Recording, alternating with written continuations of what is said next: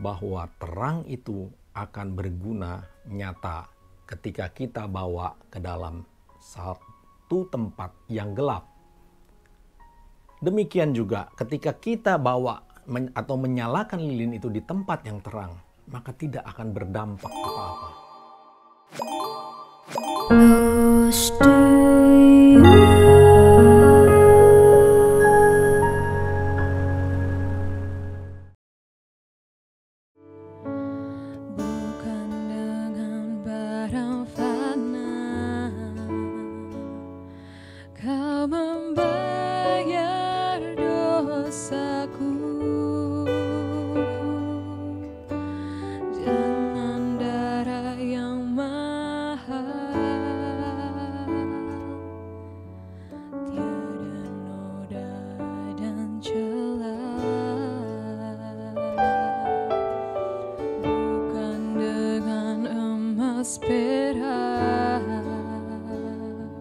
Kau menebus diriku oleh segenap kasih dan pengorbananmu. Ku telah mati dan tinggalkan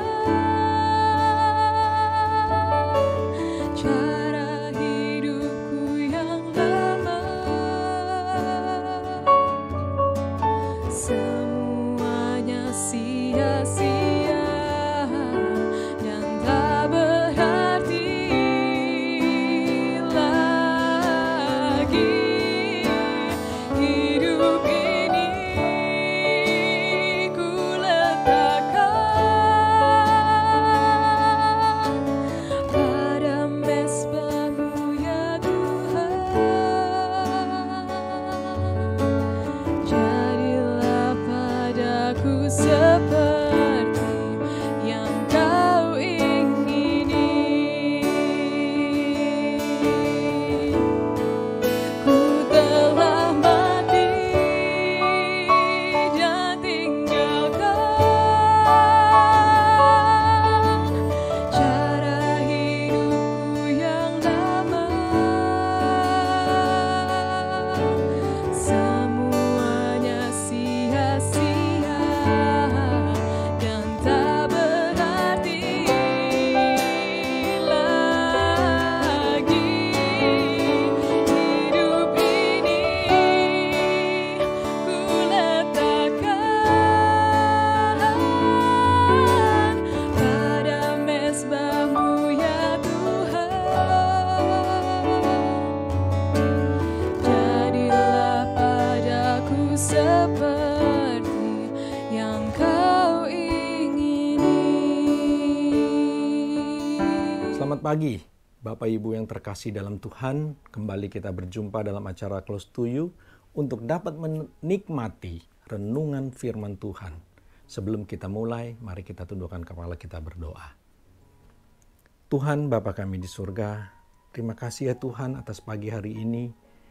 Kami menghadap hadirat-Mu, merendahkan hati kami, membuka telinga kami dan hati kami untuk Kau isi dengan berkat firman-Mu.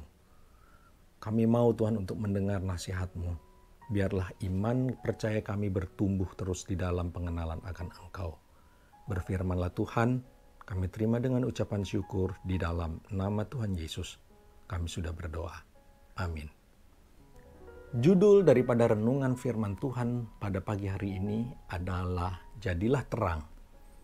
Kita akan belajar dari salah satu alat penerang yang kita kenal, yaitu lilin. Nah, lilin itu digunakan untuk menerangi satu ruangan. Ketika kita memasuki ruangan gelap dan kita membawa lilin, itu akan membuat ruangan yang gelap itu menjadi terang. Jadi kita dapat mengerti bahwa terang itu akan berguna nyata ketika kita bawa ke dalam satu tempat yang gelap. Demikian juga ketika kita bawa atau menyalakan lilin itu di tempat yang terang, maka tidak akan berdampak apa-apa. Kita sering kali merasa atau berpikir kita menjadi terang, kita mengaku bahwa kita adalah alat Tuhan, tapi kita lakukan terus itu hanya di gereja. Itu adalah tempat yang terang, tapi fungsi yang sesungguhnya itu adalah ketika kita membawa terang itu ke arah atau ke tempat yang gelap. Ketika kita berada di dalam lingkup atau lingkungan masyarakat, di mana beragam kepercayaan, beragam tipe orang ada di sana, itulah biarlah kita menjadi terang di lingkungan tersebut. Kita akan membawa terang itu di area kegelapan. Dan semakin besar nyala api daripada lilin tersebut, akan semakin mampu menerangi ruang gelap tersebut. Tapi ingat, akan sangat berbahaya ketika kita berada di dalam kegelapan. Terang itu bisa membawa dampak positif, yaitu membawa terang kepada ruang yang gelap. Atau bahkan yang dikhawatirkan adalah justru lilin itu akan meredup dan menjadi padam. Nah, faktor yang membuat lilin itu menjadi padam bisa melalui faktor luar, di mana akan ada banyak angin atau ada orang yang meniup lilin itu, sehingga kita yang menjadi terang ini menjadi padam. Kita akan mengikuti arus, kita akan menjadi sama seperti mereka, hidup dalam kegelapan. Atau faktor yang kedua, kemungkinan ketika kita memiliki lilin yang terbatas dan itu akan habis, atau ketika kita bawa pelita, minyaknya itu habis, maka nyala terang itu akan menjadi redup dan akhirnya padam. Jadi dibutuhkan satu persiapan yang untuk mempertahankan terang itu terus menyala. Nah, kita akan belajar apa itu terang. Kita baca di dalam Yohanes 3 ayat 19 sampai ke 21. Yohanes 3 ayat 19 sampai 21. Dan inilah hukuman itu. Terang telah datang ke dalam dunia, tetapi manusia lebih menyukai kegelapan daripada terang, sebab perbuatan-perbuatan mereka jahat. Di sini dikatakan bahwa terang itu telah datang ke dalam dunia, artinya bahwa Yesus telah turun ke dalam dunia, melakukan tugas penebusannya. Kemudian dikatakan bahwa manusia lebih menyukai kegelapan daripada terang. Kenapa? Karena mereka suka akan perbuatan yang jahat. Mereka lebih suka di dalam kegelapan, sehingga perbuatan jahatnya mereka tidak terbuka atau diketahui orang. Ayat yang ke-20 dikatakan, sebab barang siapa berbuat jahat, membenci terang, dan tidak datang kepada terang itu, supaya perbuatan-perbuatannya yang jahat itu tidak nampak. Di sini kita dapat mengerti bahwa orang yang jahat itu tidak mau datang kepada terang. Mereka lebih suka kegelapan. Kenapa? Karena mereka, kejahatan-kejahatan mereka tidak akan tampak di dalam kegelapan. Dan ayat yang ke-21, tetapi barang siapa melakukan yang benar, ia datang kepada terang, supaya menjadi nyata bahwa perbuatannya dilakukan dalam Allah. Di sini terlihat perbedaannya.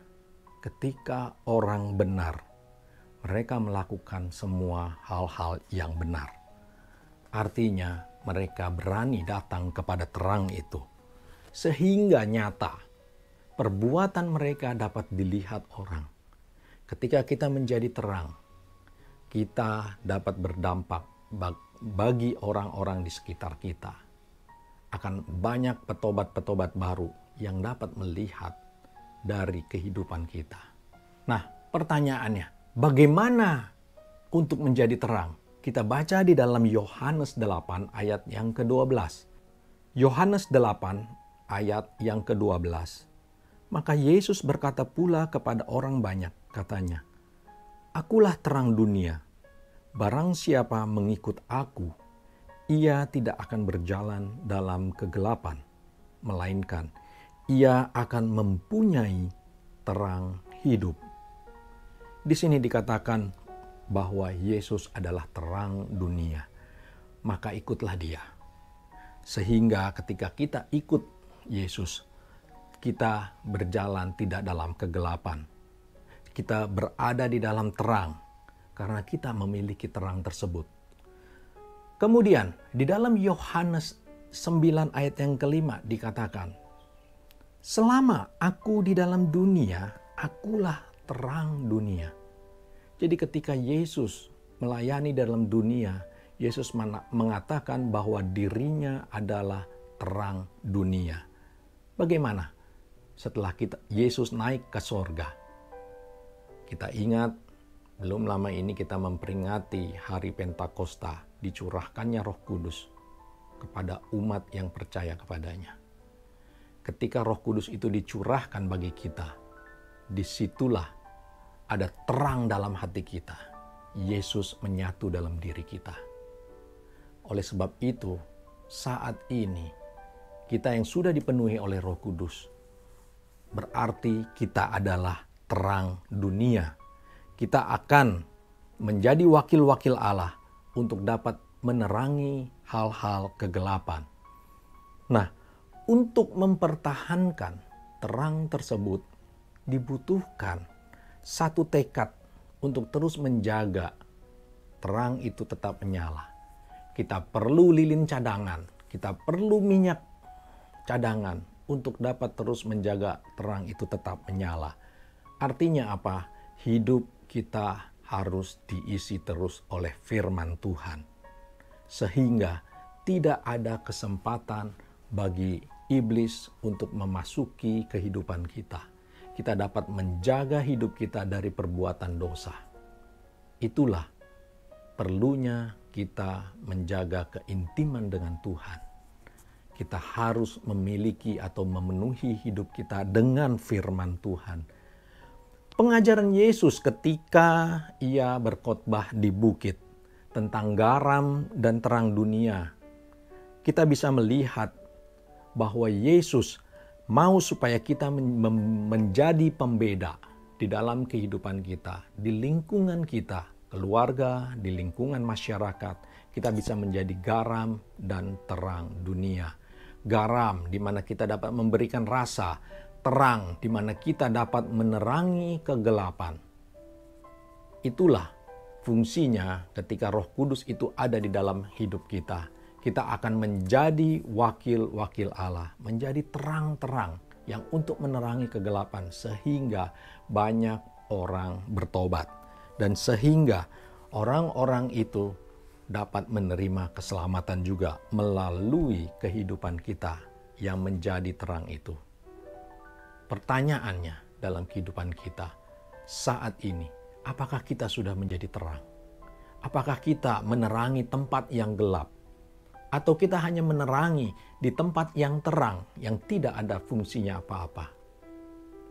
Biarlah kita merenungkan firman Tuhan pada pagi hari ini untuk dapat menjadi terang di tempat yang seharusnya. Sehingga banyak orang akan bertobat dan mengenal akan Kristus. Amin. Tuhan Yesus memberkati. Kita tundukkan kepala, kita berdoa. Bapa di surga, terima kasih atas renungan firman Tuhan yang menegur kami semua bahwa kami adalah terang Kristus, di mana Kristus adalah terang yang sudah naik ke sorga, dan Engkau memberikan Roh-Mu yang kudus untuk tinggal di dalam kami. Kami mau menjadi terang tersebut, dan kami mau menerangi tempat-tempat yang gelap. Sehingga semuanya itu dapat menjadi terang, akan banyak orang-orang bertobat melalui perilaku dan kehidupan kami. Terima kasih ya Tuhan atas firman-Mu pagi hari ini, dan biarlah iman kami dapat terus dijaga untuk terus mengenal akan pengenalan firman Tuhan dalam kehidupan kami. Terima kasih ya Tuhan, di dalam nama Tuhan Yesus kami sudah berdoa dan mengucap syukur. Amin. Demikian renungan firman Tuhan pada pagi hari ini. Tetaplah menjaga bahwa terang itu nyata dan menyala terus di dalam kehidupan kita. Amin. Tuhan Yesus memberkati. Sampai jumpa di acara Close to You berikutnya. Close to You.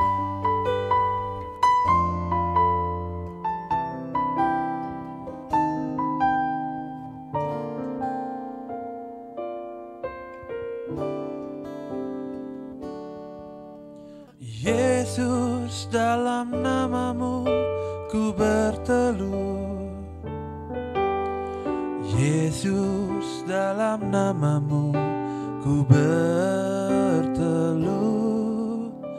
Yesus, dalam namamu ku berteluh dan mengaku Kaulah Tuhan. Kaulah Kristus, Kaulah Allah. Lewat Roh-Mu dalamku, ku lihat kuasa-Mu. Yesus, dalam namamu ku berteluh. Yesus, dalam namamu ku berteluh. Yesus, dalam namamu ku berteluh dan mengaku Kaulah Tuhan. Kaulah Kristus, Kaulah Allah. Lewat Roh-Mu dalamku, ku lihat kuasa-Mu. Lewat Roh-Mu dalamku.